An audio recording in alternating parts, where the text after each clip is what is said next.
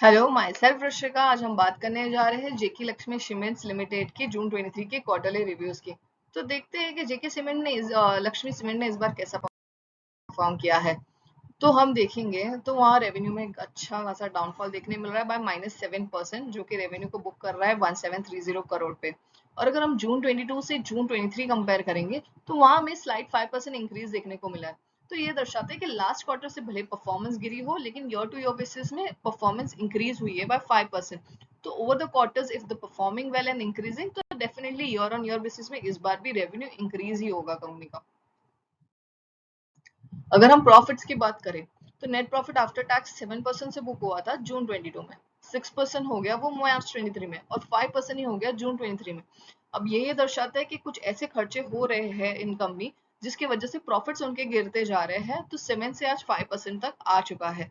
अब let's see, revenue increase है हो रहा है एक सर्टेन अमाउंट पे, लेकिन प्रॉफिट्स में हमें डाउनफॉल भी देखने को मिल रहा है। ये एक मैटर ऑफ कंसर्न की बात है।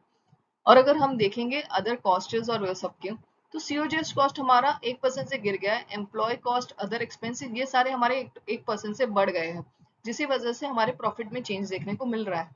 अब इबिटा मार्जिन पे इसका क्या रोल हो रहा है। मार्च 23 में 12.49% इबिटा था, जो कि अब गिर के हो गया ओनली 11.34% इन जून 23।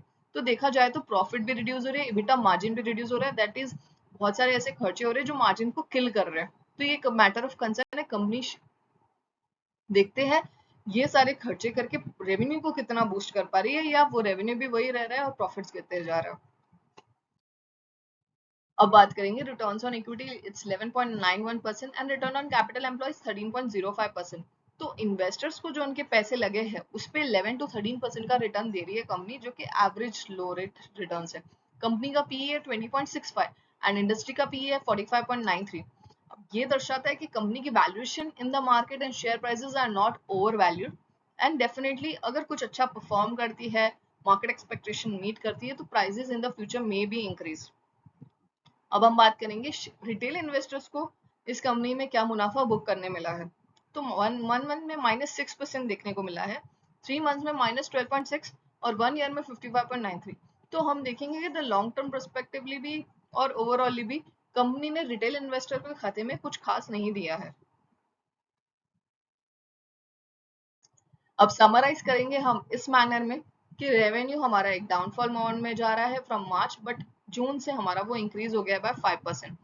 ग्रॉस प्रॉफिट मार्जिन अगर हम देखेंगे तो वहां पे हमें डाउनफॉल देखने को मिल रहा है फ्रॉम 81.5 टू 75.7। एबिटा मार्जिन में भी 15.5 से वो 11.3 पर गिर चुके हैं।